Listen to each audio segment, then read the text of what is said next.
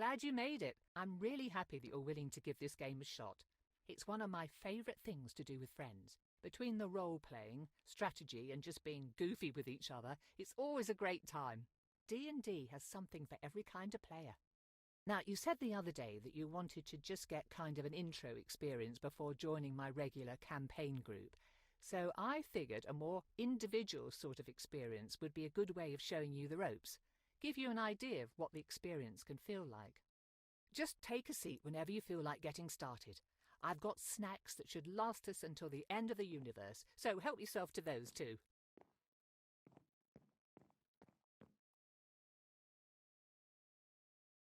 Good to go?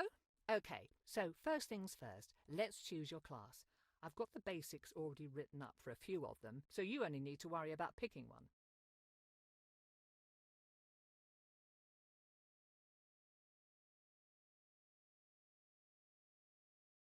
Do you want to be a holy warrior with the ability to heal yourself and smite your foes with the power of your deity?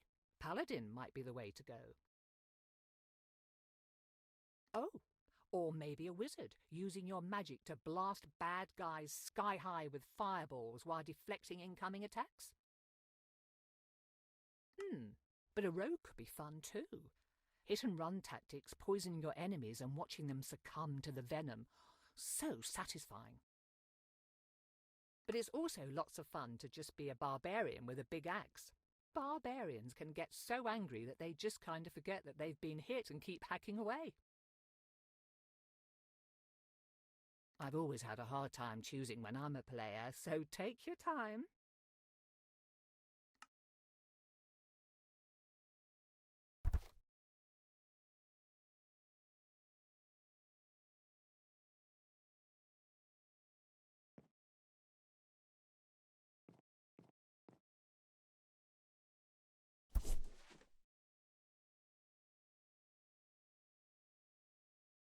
Okay, next let's allocate your stats.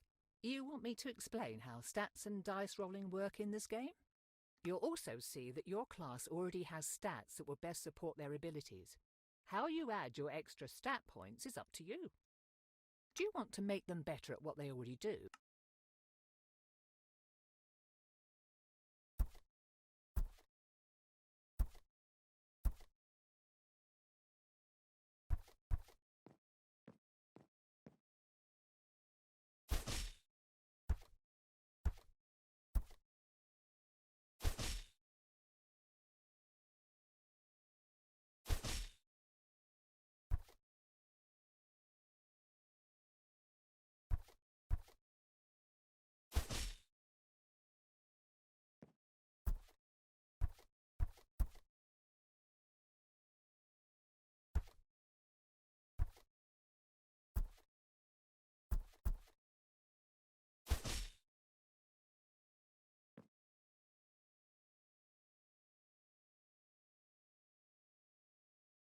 And like that, you've made your first character. Congrats! Now, how about we dive right into things? Let me just set the scene for you. The continent of Faerun has seen hundreds of stories turn into legends. The Dawn Age, when dwarves overthrew the tyrannical giants and elves waged war against evil dragons, thereby carving out a place in the world for small folk. The tyranny of the Rose Dragon, when the great red worm Ylvir Asalisar nearly razed Kalimshan and established her cruel empire. The time of troubles, when celestials and fiends alike were cast from their own realms, warring and laying waste to the mortal plane in their efforts to reclaim their divine positions. Yet each great story has great people steering the narrative. The Rose Dragon's empire only fell because Rafak al-Khajan and his companions slew the evil beast. The times of troubles ended because those like the mage Midnight rose to the occasion, in their case taking the mantle of divinity from the slain celestial Mistra until she could be resurrected. Now we come to the precipice of another such event, a budding calamity that could warp reality as we know it. Though there is no prophesied chosen one, no foreseen savior, If you play your cards right, you might just be able to avert what is to come. Or perhaps your story will simply serve as a cautionary tale for those who survive.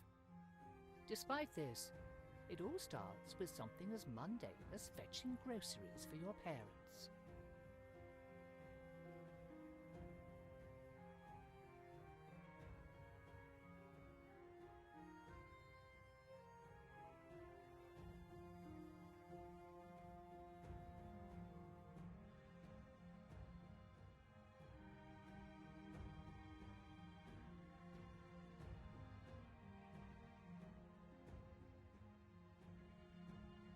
We open on Nashkel, a village on the northern slopes of the Cloud Peaks. The late spring rains have abated, making the trek across town to deliver a commission for your father at least a bit less muddy. As you make your way back along the main street, though, it is hard not to notice that your otherwise quiet home is riddled with strained, whispered conversations.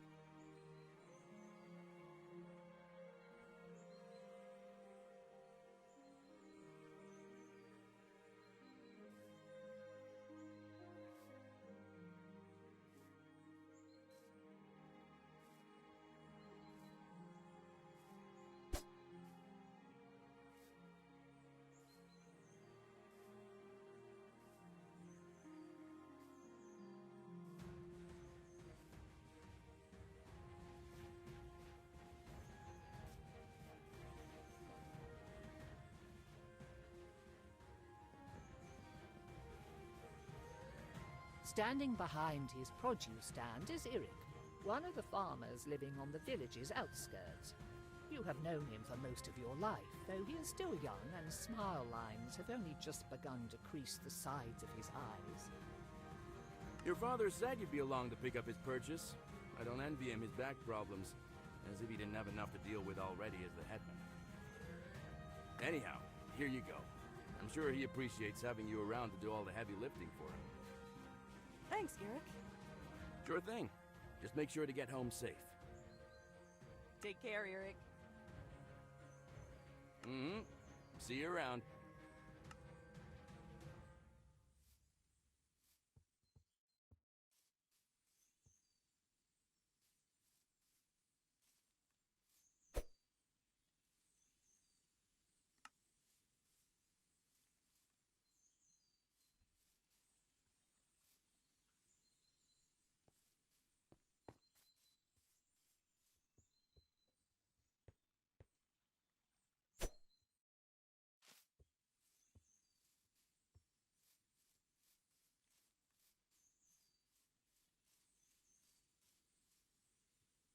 You hear voices from inside your house.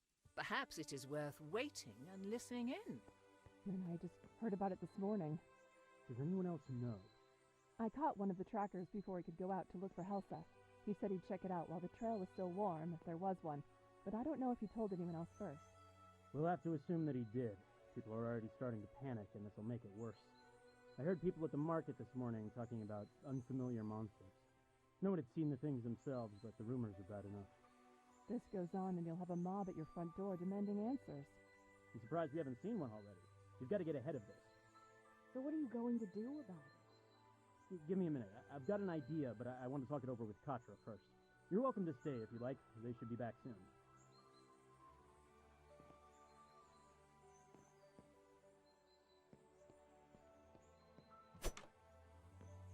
Ah, there you are.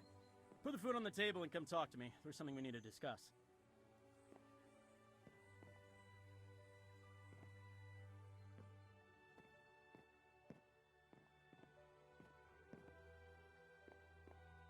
Listen, you've heard about the people going missing. I'm not going to sugarcoat this, but the whole Kelsit family is gone now. Neri found their farm empty this morning without even a sign of struggle. This is asking a lot, and I've got a feeling your mother's gonna kill me after I say this. Then don't say it. But I need you to go speak with Endan Dravair and ask for his help. You're right. I think I will throttle you. Are you insane? People are going missing, and you think sending Katra out into the woods by themselves is somehow a good idea? I have to agree with Ilan. They'd make a tempting target. The trackers have been going on their own, and no one's bothered them. Besides, after all the training I've put Katra through, they should be fine on their own. Yes, but you could just send one of the trackers, or someone else. I want the trackers to keep looking for our people. Other than them, there's no one else I'd trust in the woods more than Katra. After all the times you've run off into there as a kid, you probably know the paths better than most of the villagers. And Vair's important. His ego probably won't let him talk to just a random villager. Neri could go, but she doesn't know how to fight, and I don't want the community's healer to be missing for a whole day if someone breaks their arm. And you're not worried what Vair might do to them? Unless Katra does something really stupid, which I would trust them not to, they'll be fine. Mom, if I can help the village, then I'm happy to do it. Besides, I was just in the woods yesterday looking for berries, and I was fine. I was hoping you'd say that. This isn't exactly an enviable task. I'm proud of you. Now, Endon Dravair is a proud creature. He has the wisdom of the ages and probably knows something that we don't. But there's a good chance he won't help us for free, just on principle. If he doesn't, I want you to offer him money. This pouch has 100 gold coins in it. 100? Where did you get that kind of money? I took it from the village's emergency fund. I'd say this counts. Rounded it out to 100 using money we were saving for a new roof. Start with a low offer, like 30, and work your way up, unless you think you're gonna insult him or lose his interest. Whatever help or advice he can give will be welcome. If we're lucky, he might already know where our missing people are or where to look. A bird's eye view could show him what we need. I still think that this is a bad idea. If I'm being honest, it probably is a bad idea, but it's the only one we've got. Is there anything else I should know before going? At this point, you know everything that we do. I wish we could be of more help, but Vair's home is not far. Hopefully nothing will bother you on the way. Right.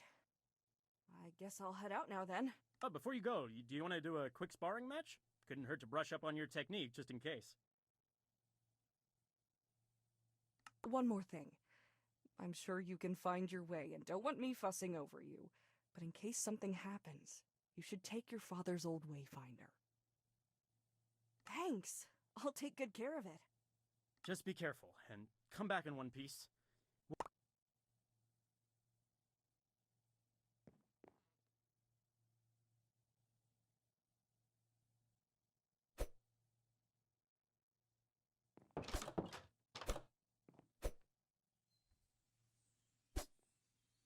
People keep going missing. It won't be long before there's no village left.